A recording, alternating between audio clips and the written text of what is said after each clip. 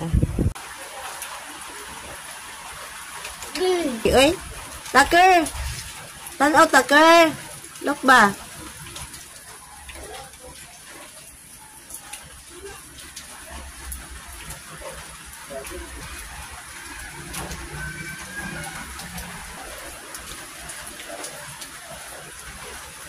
Ano, Whitey? Tucker boy!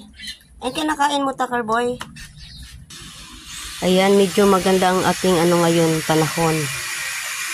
Medyo maliwanag konti.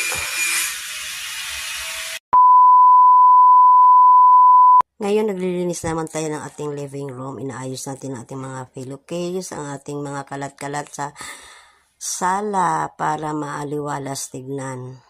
After maglinis, pumunta ako sa kusina para initin yung mga leftover food. So, ngayon, ginamit ko yung maliit na kawali, guys. Akala ko ang laki-laki yan pag-order ko sa online. Pero pagdating, napakaliit ka pala. Ay, okay lang yan kasi nakakaloto naman din tayo. So, yun na, guys, ang aking mga alaga ulit. Pinapakain at yun, naubos nila yung pagkain nila.